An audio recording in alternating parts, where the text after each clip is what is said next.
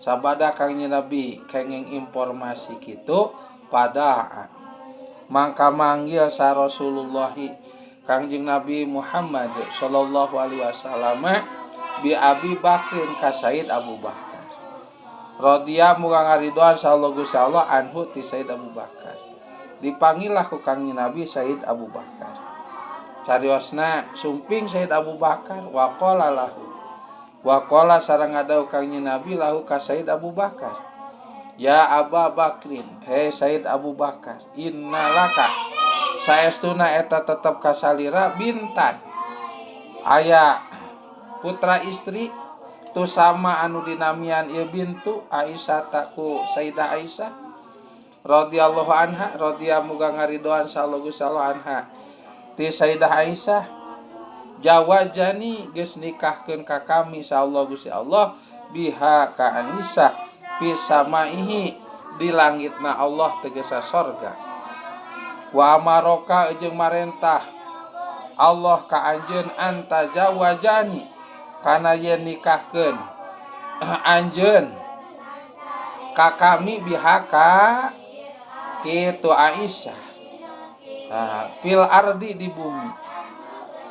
Saur kangjeng Nabi he Said Abu Bakar laras teu salira kagungan murang kali istri anu dinamian ku Aisyah radhiyallahu anha. Allah taala geus ngawinkeun ka Aisyah di sorga salajengna Allah taala miwarang ka kami supados nikah kami ka Aisyah di alam dunia.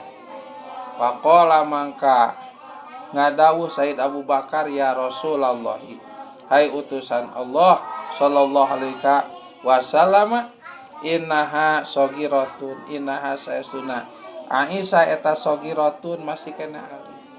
Muhun cenah ya Rasulullah abdi teh kagungan murang kalih istri dinamian ku Aisyah mung putra abdi teh alit keneh alit keneh putra abdi teh alit keneh pala adli mangka henteu uninga abdi atas luha li khidmatika amla atas luhanha pantas ya Aisyah li khidmatika kana ngaladen kagamparan amla atawa henteu. Saur Said Abu Bakar Siddiq radhiyallahu anhu muhun abdi teh kagungan murang kalih istri mung alit keneh salajengna jisim abdi bingah pisan putri jisim abdi dipileuleungkeun ku gamparan kalintang tos dipilih ku Allah kanggo bojo gamparan kantenan tos ditikahkeun ku Allah di sorga sinareng gamparan bingah kacida jisim abdi mung putra abdi teh alit keneh apakah pantas tiasaeun kanggo melayani gamparan atawa henteu. Faqala laolam takun solihatan li khidmati lama jawajani Allah taala biha walaran kangjeng Nabi faqala maka ngado kangjeng Nabi laolam takun lamun teu kabuktian ieu Aisyah eta solihatan anu pantes anu solihah anu beres anu pimaslahatkeun li khidmati kanggo melayani kami lama jawajani mangka tangtung moal nikahkeun ka kami saha Allah Gusti Allah taala hanalu Gusti Allah biha ka Aisyah. Saur kangjeng Nabi Said Abu Bakar Siddiq lamun teh mah Aisyah henteu pantes kanggo pibojoeun kami mangka Allah moal nikahkeun di sorga kami ka Aisyah moal lamun teu pantes mah lamun teu pimaslahateun mah lamun teu pibereseun mah Allah dat anu tapi Allah nikahkeun kami ka Aisyah. Aisyah ditikah ku kami di sorga mun nikahkeunana Allah berarti pimaslahateun pibereseun. Begitu Said Abu Bakar Siddiq radhiyallahu an nguping kana pi dawuh kangjeng Nabi neme summa aqada satrusna ngakadan Sayyid Abu Bakar akdan nikahi kana akad nikahnya ijab qabul harita keneh Kangjeng Nabi sinareng Sayyid Abu Bakar nya Kangjeng Nabi sareng Sayyid Abu Bakar akad nikah janten akad nikahna Kangjeng Nabi sinareng Sayyid Abu Bakar Siddiq radhiyallahu an tanpa aya mempelai istri. Da sareng Sayyidah Khadijah ge sami tanpa mempelai istri mung Waroqah bin Naufal paman Sayyidah Khadijah anu janten walina. Nah, nikahna di bumi Sayyid Abu Thalib paman Kangjeng Nabi. Di bumi Sayyidah Atikah paman Sayyidah Khadijah. Pan Sayyid Abu Thalib teh nikah ka Sayyidah Atikah bibina Sayyidah Khadijah. Janten Sayyid Abu Thalib pamanna Kangjeng Nabi, Sayyidah Atikah bibina Sayyidah Khadijah. Nah, nikahna di bumi Sayyid Abu Thalib anu ngawalianana Waroqah bin Naufal. Waroqah bin Naufal teh pamanna Sayyidah Khadijah. Itunya. Rai ramana Sayyidah Khadijah. Nyata ramana Sayyidah Khadijah teh Sayyid Khuwailid. Jadi Sayyid Khuwailid bin Naufal, Waroqah bin Naufal itu. Tah tetepa Kangjeng Nabi sareng Sayyidah Khadijah teh waktos nikahna. Tah sami sapertos nikahna Kangjeng Nabi ka Sayyidah Aisyah tetep langsung akad. Tah kumaha bab waline, bab mas kawine, bab ijab qabulna tah eta mah khususiati Allah kanggo Kangjeng Nabi. Nya khususiati Allah kanggo Kangjeng Nabi, Allah taala nemongkeun kana kamulyaanana Kangjeng Nabi, kaluhuranana Kangjeng Nabi. Anu nyaksianana nyaeta malaikat Jibril jeung Allah taala, anu janten walina nyaeta Sayyid Abu Bakar Siddiq. Panganten pamegetna Kangjeng Nabi, panganten istrina nyaeta Sayyidah Aisyah anu gaib teh. Nah, bahkan teh di wartosan-wartosan acan Sayyidah Aisyah ditikahkeun ku Sayyidina Abu Bakar Siddiq radhiyallahu anhu ramana teh ka Kangjeng Nabi. Tah ieu mah khususiat kanggo Kangjeng Nabi, kumulya-mulyana Kangjeng Nabi. Urang mah umatna teh keng da ieu mah khususiat kanggo Kangjeng Nabi. Salajengna sabada rengse akad nikah Kangjeng Nabi sinareng Sayyid Abu Bakar radhiyallahu an waraja sinareng mulih sa Abu Bakrin Sayyid Abu Bakar radhiyallahu muga ngaridoan sallallahu Gusti Allah anhu ti Sayyid Abu Bakar ila manjilihi kabumina Sayyid Abu Bakar. Wa malaa sinareng minuhan Sayyid Abu Bakar tobkon kana baki minat tamari dipinuhan ku korma. Salajengna sabada sah ijab qabulna Kangjeng Nabi sinareng Sayyid Abu Bakar wangsulah Sayyid Abu Bakar ka bumina. Cariosa dugi Sayyid Abu Bakar ka bumina salajengna milarian wadah salajengna menak baki salajengna dipinuhan eta baki ku korma. Tos siap waqala sareng ngadawu Sayyid Abu Bakar li Aisyah ka Sayyidah Aisyah radhiyallahu anha. Radhiya muga ngaridoan sallallahu Gusti Allah anha ti Sayyidah Aisyah. Nah, salajengna manggil Sayyid Abu Bakar ka Sayyidah Aisyah. Ah, kanggo naon ta manggilna? Manggilna teh kanggo dipiwarang Sayyidah Aisyah nepangan Kangjeng Nabi. Ya, tak can diwartosin tah Sayyidah Aisyah tos ditikahkeun ka Kangjeng Nabi tak can. Saur Sayyid Abu Bakar idhabi kudu angkat anjeun Aisyah bihadza tamari kalawan nyanak ieu korma ila Rasulillah ka Kangjeng Nabi Muhammad sallallahu alaihi wasallam.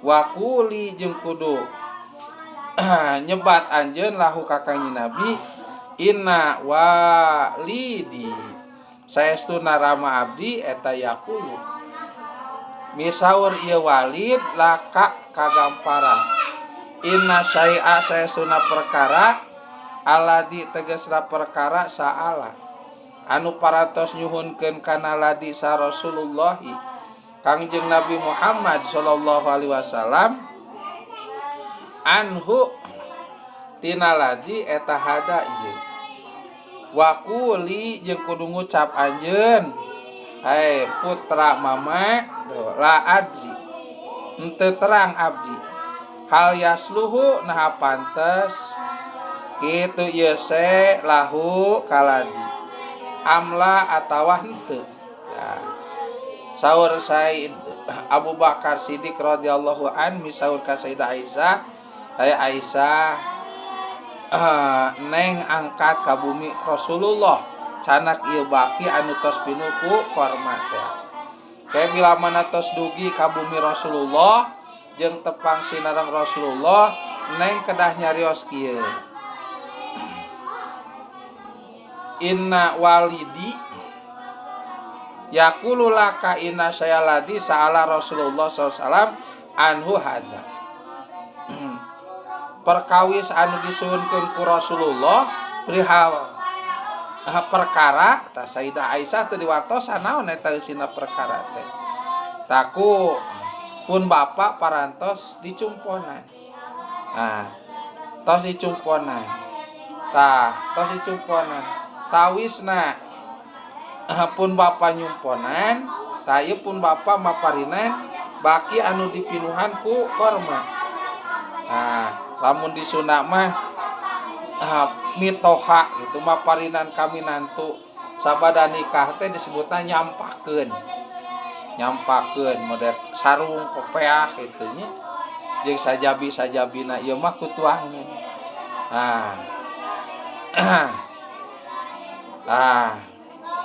salajengna lamun Kangjeng Nabi naroskeun naon anu dicemponan ku rama neng teh neng kudu nyarios la adri teu terang abdi duka naon teu terang gitu.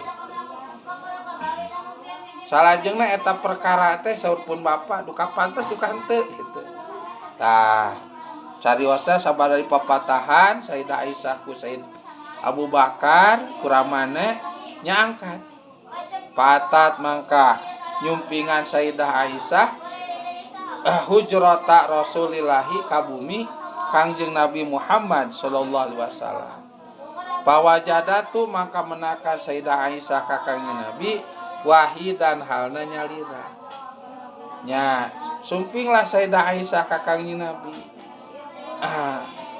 Sayyidah Aisyah menakan Kangjeng Nabi di bumina nuju nyalira pawadoat mangka nyimpen ieu Sayyidah Aisyah atau kok kana baki teh anu dipinuhan ku korma baina yadai dipayuneun Kangjeng Nabi salajengna baki anu dipinuhan ku korma teh disimpen ku Sayyidah Aisyah dipayuneun Kangjeng Nabi wa adat sinareng nyumponan ieu Sayyidah Aisyah risalah tabiha kana piwarangan ramana Sayyidah Aisyah nya Sayyidah Aisyah sakumaha pesen ujan teramana diunjukkeun ka Kangjeng Nabi. Tak begitu nguping Kangjeng Nabi kana sasaurana Sayyidah Aisyah radhiyallahu anha, Kangjeng Nabi nyarios kieu. Faqala maka ngadawu sa Rasulullah Kangjeng Nabi Muhammad sallallahu alaihi wasallam. Ya Aisyah tu hai Sayyidah Aisyah. Qabilna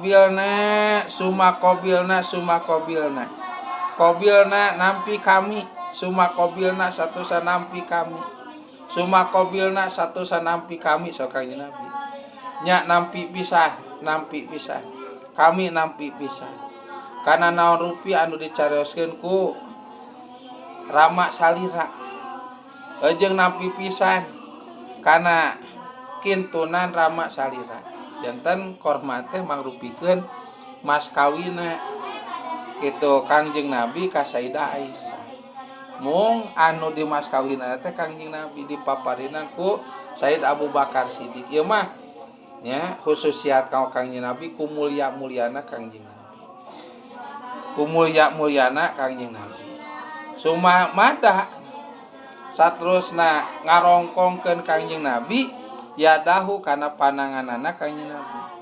Wa khoda sinareng nyepeng Kangjeng Nabi bitorpi ridaiha kana tungtung solendangna Sayyidah Aisyah. Tah geus sasangem Kangjeng Nabi nampi kitu nya Kangjeng Nabi ngarongkongkeun pananganana teras nyepeng kana tungtung solendangna Sayyidah Aisyah gep dicepeng. Wasadaha ilaihi wasadaha sinareng wasadaha sinareng nalian Kangjeng Nabi ka Sayyidah Aisyah ilaihi kana rida atanapi wasadaha jeung ngabangetkeun atau narik gitu jeung narik Kangjeng Nabi ka Sayyidah Aisyah ilaihi kana rida. Nah terus ditarik itu Sayyidah Aisyah teh solendangna panadorot maka ningal ieu Sayyidah Aisyah mugdobatan kana bendu ilahi ka Kangjeng Nabi.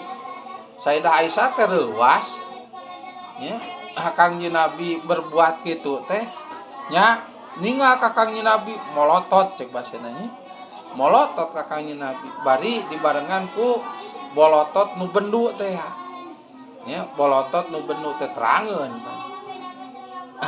Sayyidah Aisyah teh tos ditikah ku Kangjeng Nabi tuh di sorga ku Allah ditikahkeun nene bari istimewa nya ku Allah tuh di langit sinareng rama di bumi ku ramana atos ijab kabul teh da teh terangeun teh dongengna ninggal bari bolotot bendu ka Kangjeng Nabi. Wa qala sareng misaur Sayyidah Aisyah terasnya adios yad'u kanas bismil khianah yad'uka bakal manggil ka anjeun sanasu jama-jama bismil khianati ku nami khianat. Saur Sayyidah Aisyah ka Kangjeng Nabi saur Sayyidah Aisyah ka Kangjeng Nabi nah anjeun berbuat kieu awas ke bakal kapenah ku jama-jama perbuatan anjeun sapertos ieu tamaka nama sae salira bakal tercemar tah bakal awon wasyadat saubah wasyadat jeung metot deui Sayyidah Aisyah saubah kana acukna Sayyidah Aisyah min yadihi tina pananganna Kangjeng Nabi wa kharajat jeung kaluar ieu Sayyidah Aisyah kitu paatat mangka nyumpingan ieu Sayyidah Aisyah baita abiha kana bumi ramana Sayyidah Aisyah. Tah geus nyarios kitu Sayyidah Aisyah ka Kangjeng Nabi nya acuk anu dibetot ku Kangjeng Nabi teh dibetot ku Sayyidah Aisyah dilesotkeun Kangjeng Nabi salajengna Sayyidah Aisyah ngarapikeun deui anggoanana salajengna enga-enga kaluar ti bumi Kangjeng Nabi menuju ka bumi ramana nyata Sayyid Abu Bakar Siddiq radhiyallahu an bari nyanak emosi gitunya. Nah faqala maka ngadaus Abu Bakrin Sayyid Abu Bakar radhiyallahu an radhiya mungaridoan sallallahu Gusti Allah anu teh Sayyid Abu Bakar dugilah Sayyidah Aisyah ka bumina nya mengadu ka Sayyid Abu Bakar karamana perihal perlakuan Kangjeng Nabi.